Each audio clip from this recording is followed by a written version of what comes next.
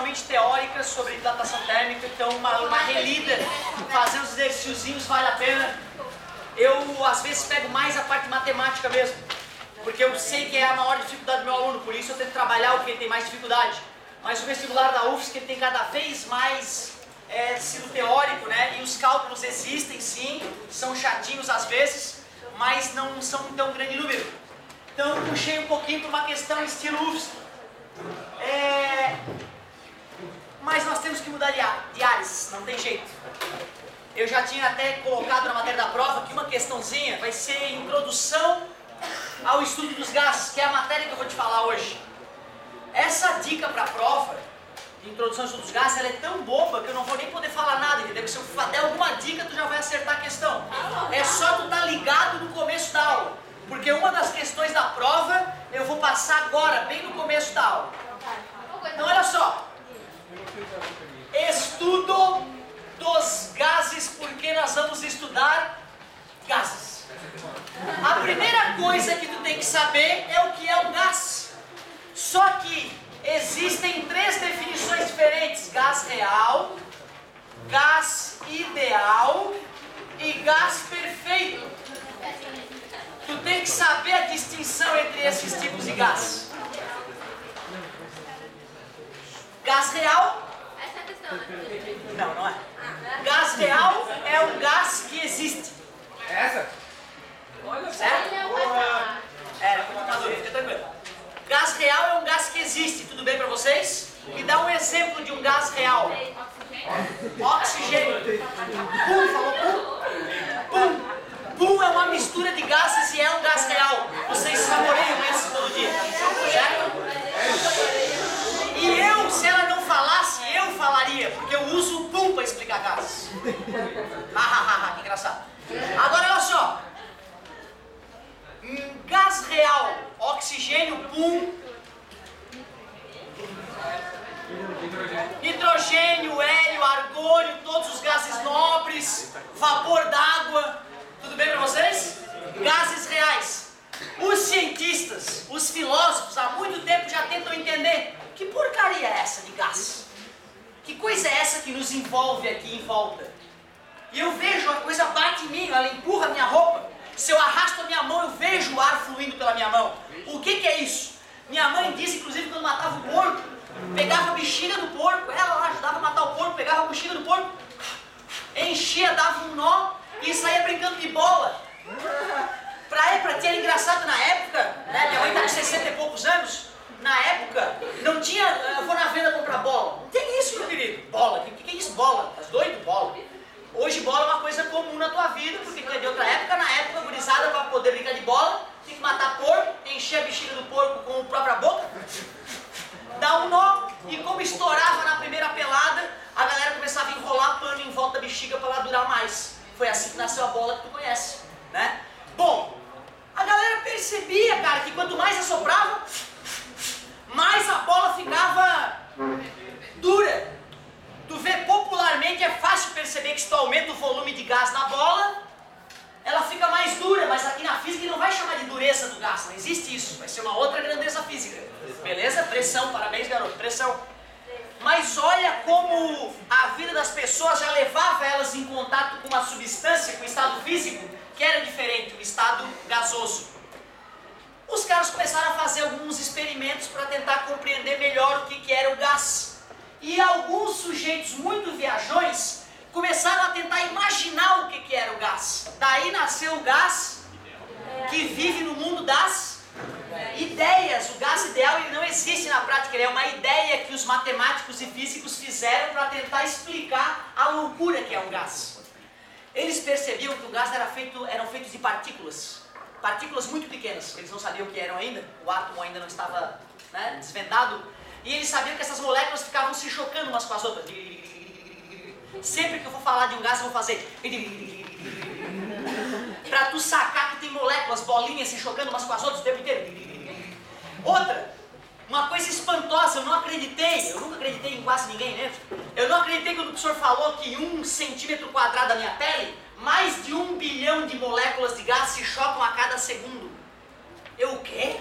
Agora meu olho está sendo bombardeado por moléculas de gás? Sim. Que velocidade professor, entre 3.000 e 7.000 km/h essas moléculas estão se chocando contra o teu corpo agora.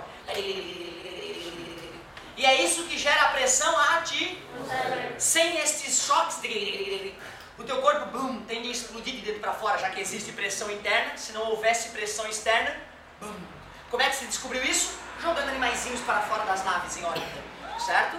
Olha como a ciência pode ser cruel. Então tu vê, né, galerinha? Certo? Tranquilo até agora? Muito doido. Ô galera, gás real o que é? É o gás que existe. O que é o gás ideal? É a viagem que os cientistas criaram na mente deles para tentar explicar a realidade. Eles criaram uma ideia de que o gás era feito de bolinhas perfeitamente esféricas que se chocam umas com as outras de maneira perfeitamente elástica. Tu lembra o que é choque perfeitamente elástico? Seria equivalente a pegar uma bolinha, soltar no chão, ela bater no chão e voltar exatamente à mesma altura. É possível? Não. Todos sabemos, né, que se a bolinha bateu no chão e fez barulho, ela perdeu energia e ela vai voltar para uma altura mais baixa. Aí um aluno me retrucou esses dias: não, professor, já joguei a bolinha no chão, ela foi até no teto. Tu arremessou a bolinha contra o chão. Não falei arremessar, eu falei abandonar. A bolinha bate no chão e volta na mesma altura? Não. Jamais, mas uma molécula de gás voltaria. Porque as moléculas de gás, elas se chocam de maneira perfeitamente elástica, elas não perdem energia. Quer dizer que se eu aprisionar um gás, milhões de anos depois, se ele não perdeu energia, continua igualzinho. Tudo bem para vocês? O gás ideal, ele é feito de partículas perfeitamente esféricas que se chocam umas com as outras de maneira perfeitamente... É esta a ideia de gás que na prática não existe. Mas é tão boa essa ideia para explicar os gases reais, tão boa que dá certo. Os gases reais que se comportam como os ideais são chamados de gases... esse gás é perfeito, porque ele se comporta bem como eu imaginava que ele deveria se comportar. Oxigênio é? Depende, qualquer gás pode ser perfeito ou não, depende das condições em que ele está. Ou seja, depende da pressão e da temperatura. Pensa comigo, se eu abaixar a temperatura de um gás bastante, o que começa a acontecer com as moléculas? Aumenta a vibração ou diminui? Diminui. Então fica e na hora que as moléculas começarem a se chocar mais lentamente, elas tendem até a se grudar e ficar líquido. Por isso, para que um gás tenha cara de gás, a temperatura dele tem que estar alta ou baixa? Alta, porque se começa a baixar, as moléculas começam a grudar uma na outra, vira com cara de líquido. Para um gás ser chamado perfeito, a temperatura deve ser alta. E se eu pegar um gás e começar a espremer ele, pode até virar líquido. GLP, pode até virar líquido, concorda comigo? Ou seja, para que um gás tenha cara de gás mesmo, ele tem que estar com alta pressão ou baixa pressão? Baixa pressão.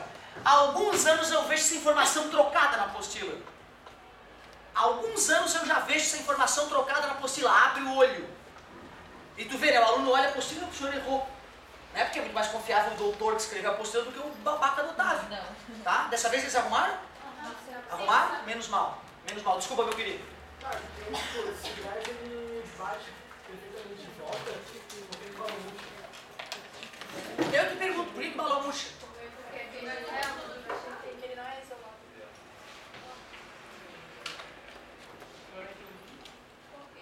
Se o amigo está dizendo, se o gás bate na parede e volta e fica lá, por que o balão murcha? Porque ele escapa. Porque escapa. Meu Deus. Porque escapa. Tá? Isso aqui, professor, eu amarrei, tem 2 nó. É que na verdade as moléculas elas são tão diminutas, né, cara? Que naquele nó, naquela coisa dobrada, tem um monte de molécula escapando ali, certo? Outra, esse próprio tecido tem umas imperfeições, volta e meia uma molécula pode atravessar o próprio plástico que não é perfeito, certo? Vocês lembram, né, que o vírus da AIDS, ele é muito menor que os poros da camisinha. Vocês sabiam disso? Interessante, né? Por que então que a camisinha protege do vírus da AIDS, já que o vírus da AIDS pode atravessar pelos poros minúsculos entre a molécula? Porque na verdade a espessura da camisinha é tamanha que ele demoraria anos para atravessar a espessura da camisinha, mas ele penetra na camisinha. Tu vê que loucura, né?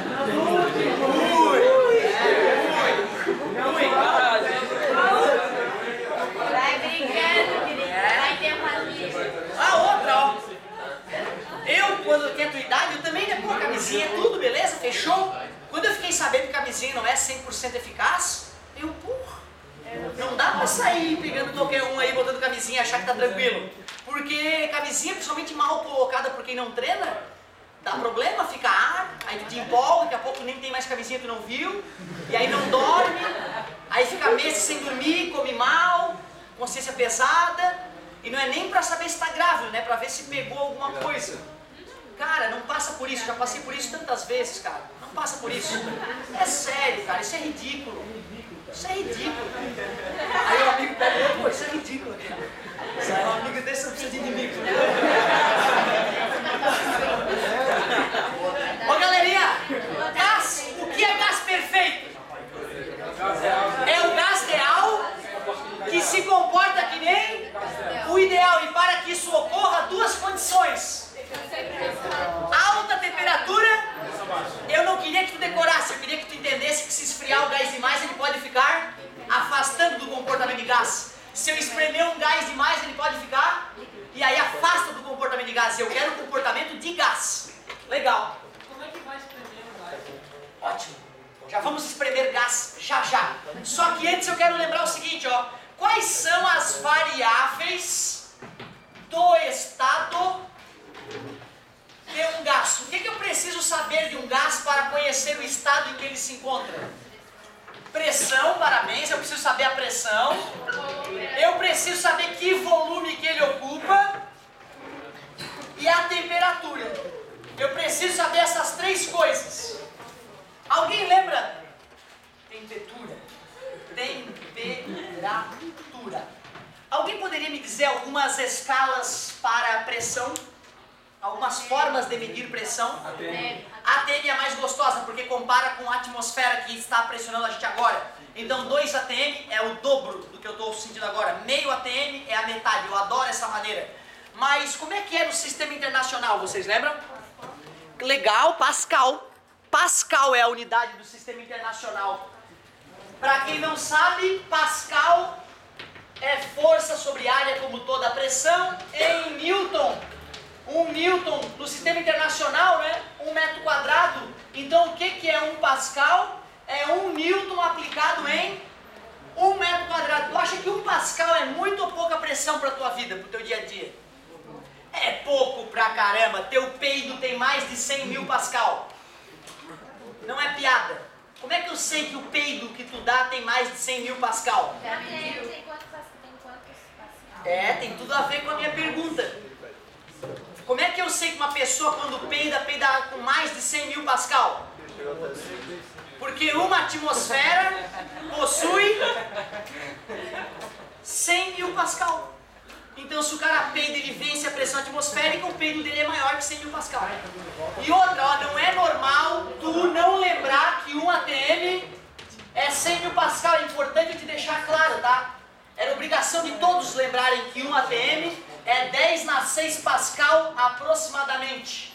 Certo? Isso era muito importante a galera lembrar. Vocês lembram quem foi o cara que mediu a pressão atmosférica pela primeira vez na história do mundo? Registrada, pelo menos. Por incrível que pareça, não. Foi um aluno de Galileu. O cara que inventou uma das equaçõezinhas que vocês usam na cinemática. Começa com termina com Torricelli. Muito bem! Torricelli! Outra, não é normal tu não lembrar que Torricelli mediu a pressão atmosférica pela primeira vez na história. Não é normal, era esperado que todos vocês lembrassem disso. Vamos revisar então.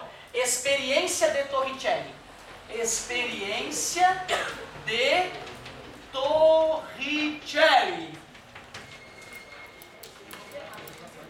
Torricelli caminhava e percebia, tem alguma coisa aqui em volta de mim. Eu percebo, vento, eu percebo. A galera do Torricelli não viaja, cara, tem nada aqui. Não, tem que dar pra medir. Tem que dar pra medir, um dia eu vou medir essa coisa.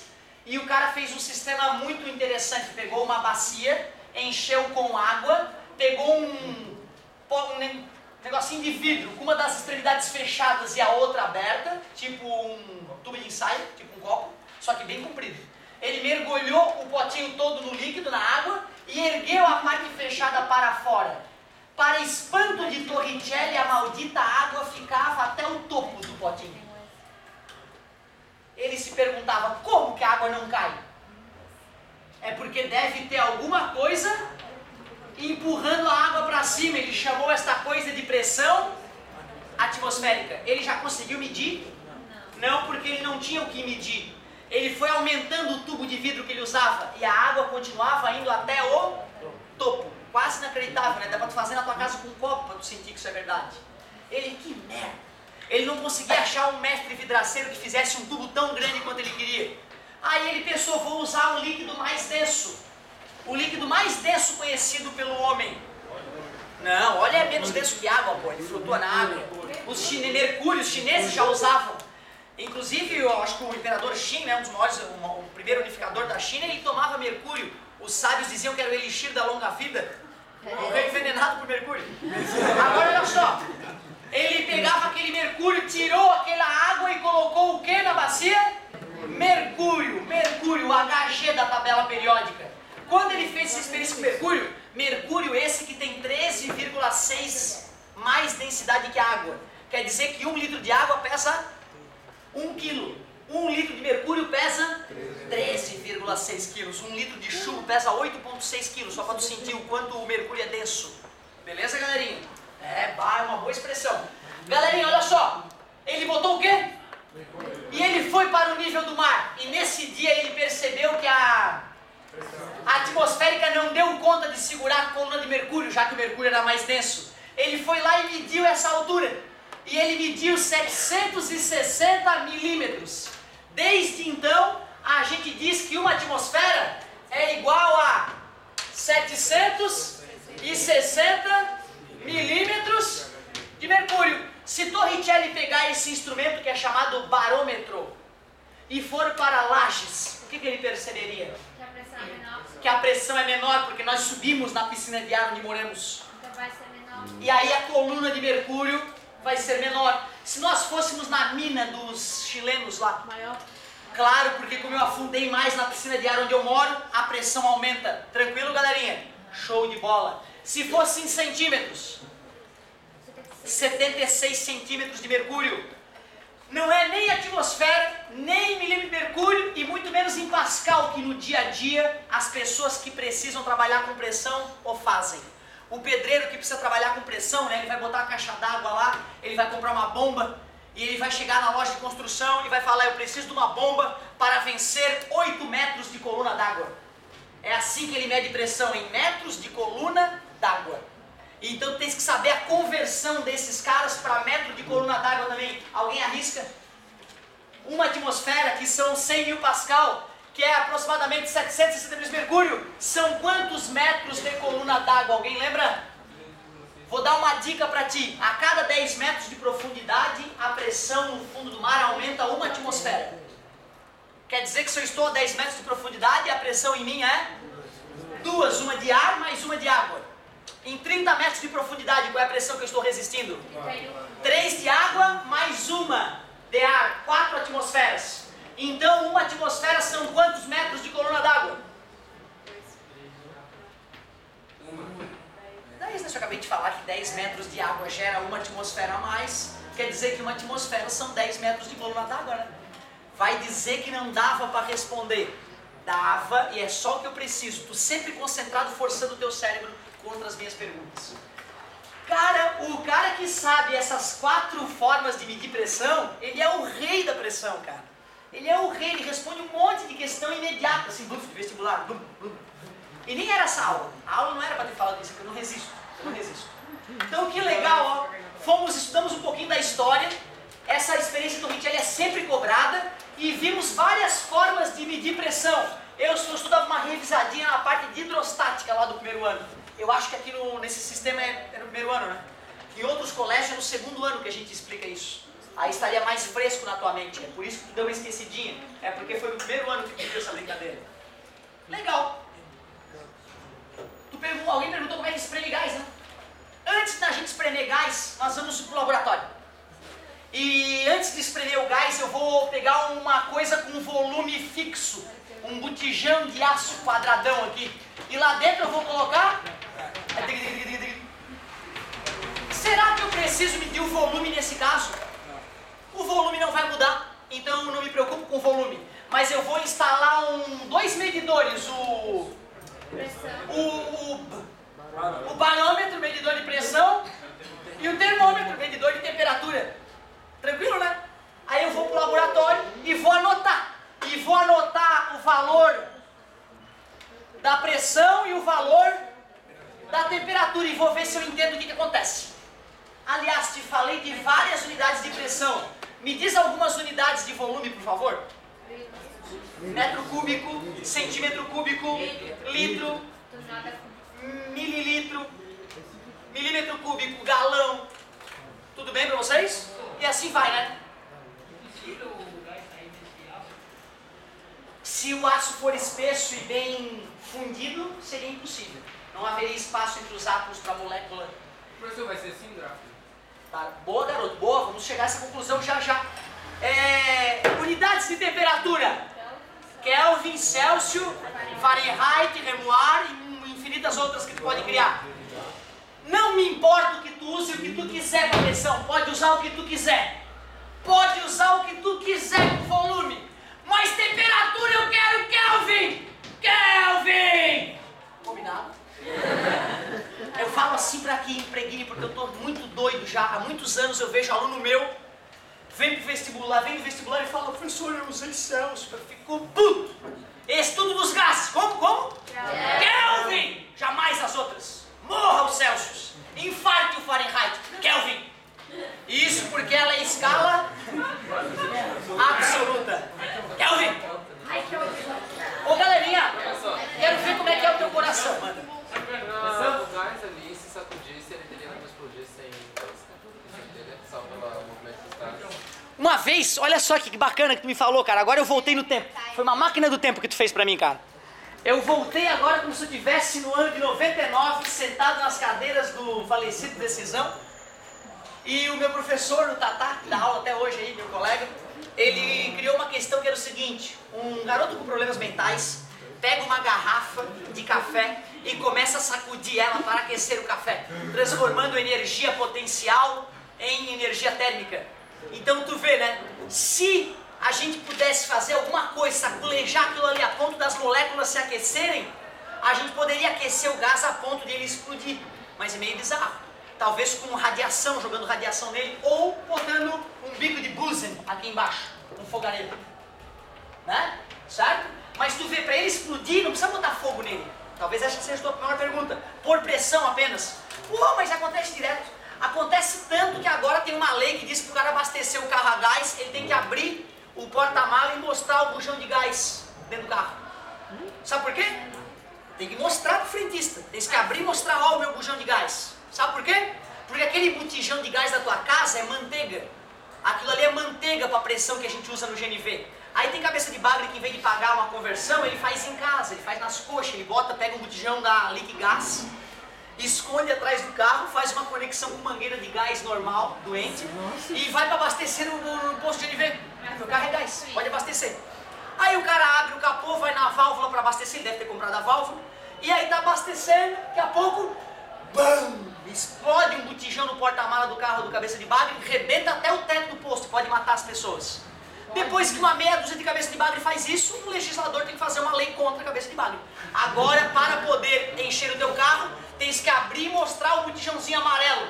E o frentista tem que bater o olho e tem que saber que é o certo. Porque se for o errado, bum, pode acontecer aquilo que tu preveu.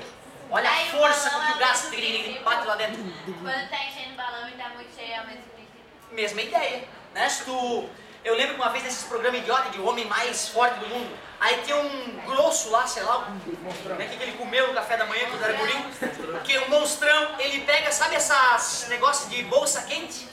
Bolsa quente pra botar água? Ele pega lá e faz assim, ó. Pum, rebenta aquela bolsa no pulmão, cara. Doente, né, cara? Uma doença, quase paranormal. Ô, galerinha, volta a terra aqui comigo. Quero ver se tu entende. Deixa eu ver. Regulei o pico de Bunsen e percebi que para uma temperatura de 100 Kelvin, a pressão era, deixa eu ver, sim, 3 atmosferas. Tudo bem para vocês? Mais fogo no pico de Bunsen e eu percebo que a temperatura vai para 200 Kelvin. Pressão, amigo. Pressão, 6, não acredito, como é que tu sabe? Não é possível.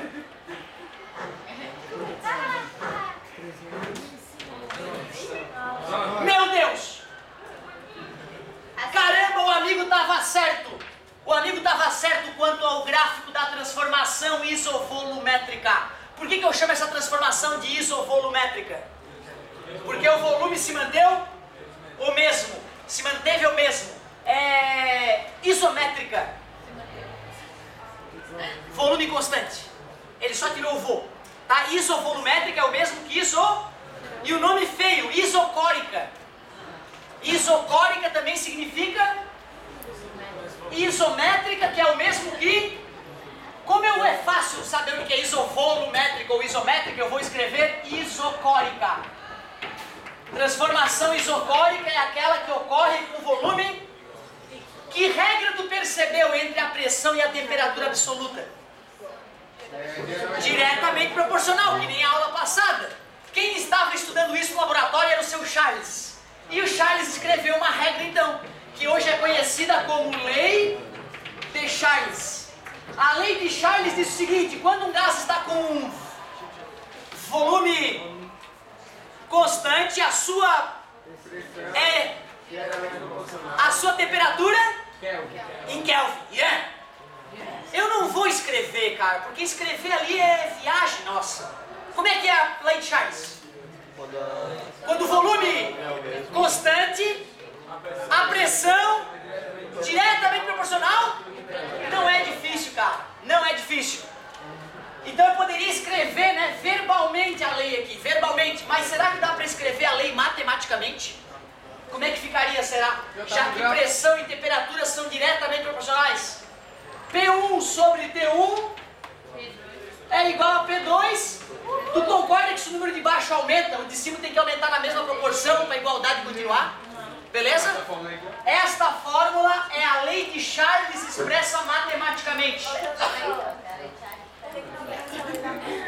Tem, porque a apostila ela vai direto para a resposta final. Eu estou te ensinando a pensar como se estivesse no laboratório junto com o cientista primordial. Certo? Vai ter, tá, essa fórmula na apostila, que ele faz no caminho inverso do caminho histórico. Eu prefiro fazer o caminho histórico clássico para te ajudar a já gravar um monte de coisa. Aí o Charles ficou muito feliz e continuou estudando os gases. Só que ele não queria mais o volume constante, ele queria outra coisa constante. Adivinha o quê? Ele queria a pressão constante. Aí eu vou poder responder tua pergunta, amigo. Ele pensou, como é que eu vou fazer uma máquina que deixa a pressão de um gás constante? Olha a sacada do cara. Pegou um cilindro, botou no cilindro um êmbolo móvel, tipo da seringa, tudo bem? E botou em cima desse êmbolo móvel um pezinho que ele conhecia. Como pressão é força sobre área, já que a força atuando aqui no êmbolo é o próprio peso da estrutura, e a área do êmbolo, que é redondinha, ó, vou virar para ti, ela é constante. Se a força é constante e a área é constante, a pressão é constante. O que acontece então se eu boto um gás aprisionado ali dentro e aumenta a temperatura? Quando aumenta a temperatura, o que acontece com a agitação das moléculas? Então deixa eu fazer. O que acontece quando as moléculas ficam mais agitadas? A pressão ia querer aumentar. Porém, como a molécula vai começar a bater muito forte aqui, isso aqui é um êmbolo móvel, vai subir, aliviando a pressão, mantendo a pressão. Tu viu que máquina boba para controlar a pressão? Tens uma dessa na tua casa. Tens uma dessa na tua casa. Panela de pressão. O engenheiro calculou o peso daquele biquinho que fica subindo, para que o peso do biquinho seja tal que a pressão na panela seja que ele calculou, mesmo tu deixando ela no fogo, nunca vai passar da pressão projetada, a menos que entupa o biquinho. Tudo bem para vocês? O que acontece com a panela de pressão? Não, mas porque mata a dona de casa. Por isso que tem que ter o biquinho. Não. Desculpa. Por que ele explode? Por que ela explode? Por quê? Não, é porque o gás vai fazer muito mais força do que o metal pode suportar. Ah, tá, mas não tá no cálculo, então se esqueceu a panela de pressão. Tá no cálculo. O metal como é que explode? Porque tenta comigo que ela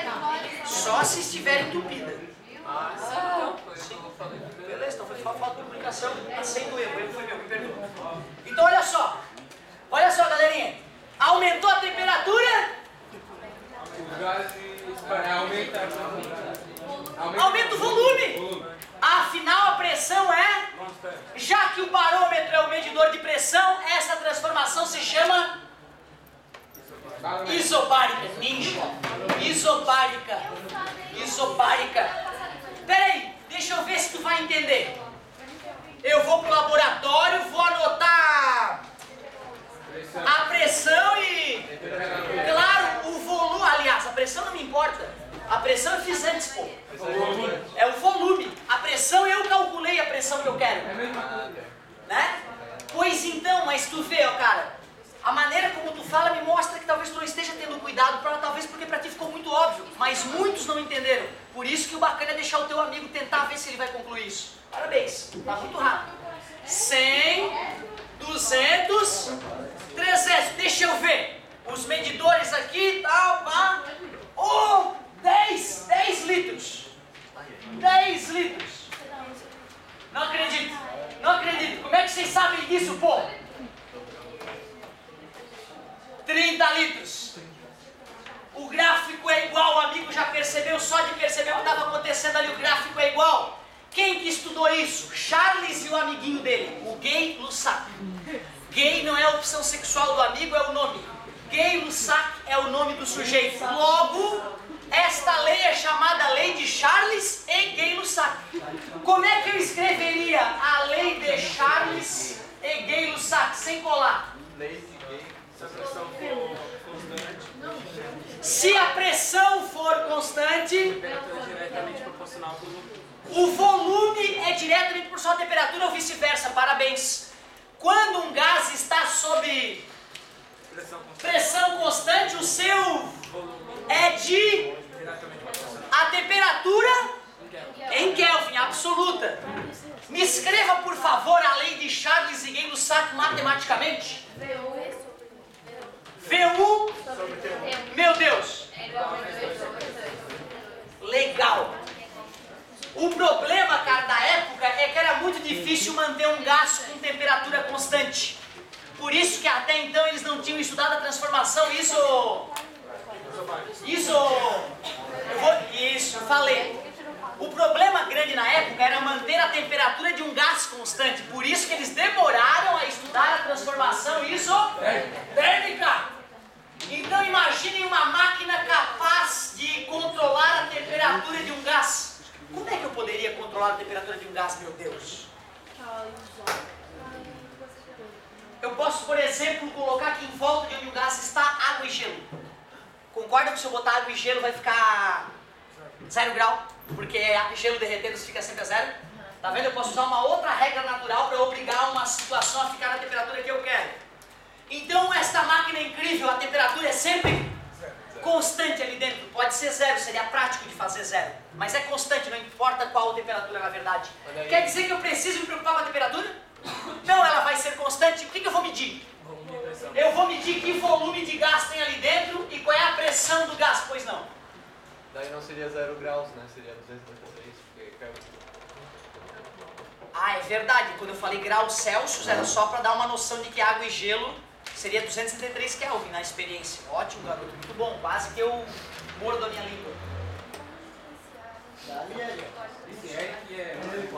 Tem como diferenciar a transformação isocórica da isobárica só pelo gráfico?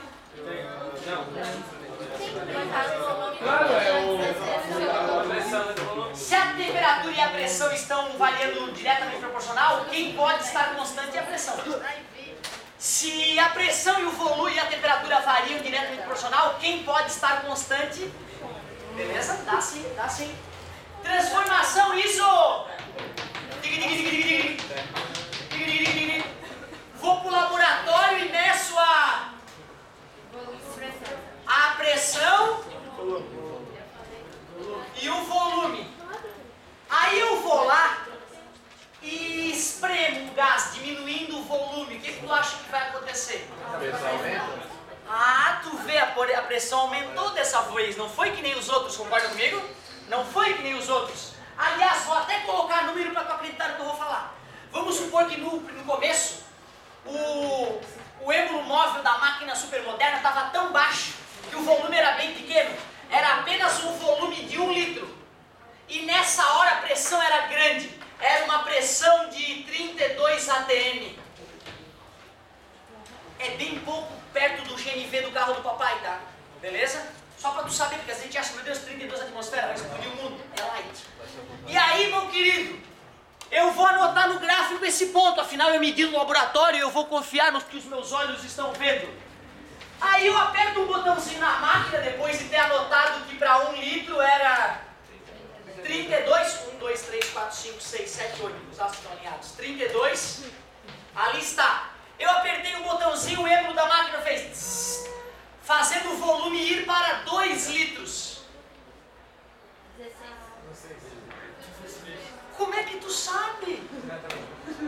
Agora olha só, é que física é ridículo, fala a verdade. Era 1 litro, quando foi para 2 litros, 16. 1, 2, 3, 4, a metade. Já sabes como é que vai ficar o gráfico? Eu fico feliz o aluno mexendo a mãozinha assim, ó. O meu medo é que ele faça assim, ó. Isso que é meu medo. Vamos ver. 4 litros. Deixa eu ver. 2, 3, 4 litros foi para 8, a metade da metade. Só mais uma. 8 litros. Quanto? Metade, não é? Realmente, ó.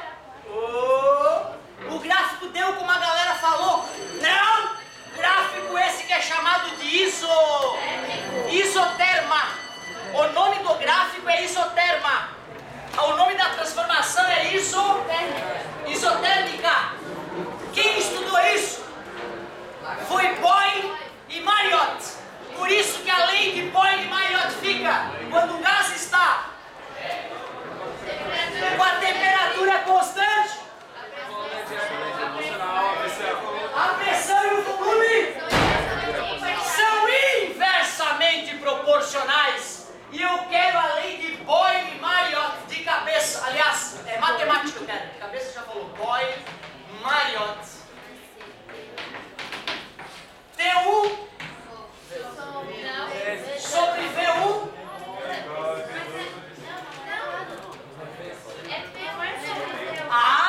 quando era inversamente tinha quando era diretamente tinha um formato. Quando é inversamente não pode mais ser divisão. E não pode ter temperatura, né? P1 vezes V1. E só depois de muitos anos os caras juntaram no famoso PVT-Povotov que a apostila te apresenta de cara. A apostila começa, ó, a lei geral dos gases, PVT-Povotov. Peraí. Não é assim que aconteceu. Não, eu quero dizer que essa fórmula que a apostila te apresenta, ela está embutida todas as 3 que nós aprendemos agora. Só que eu queria que o aluno entendesse que eu preciso que tu conheça as transformações gasosas todas. Ele faz entendeu? Ele faz inverso do que eu fiz, tá bom? Adorei a participação de vocês.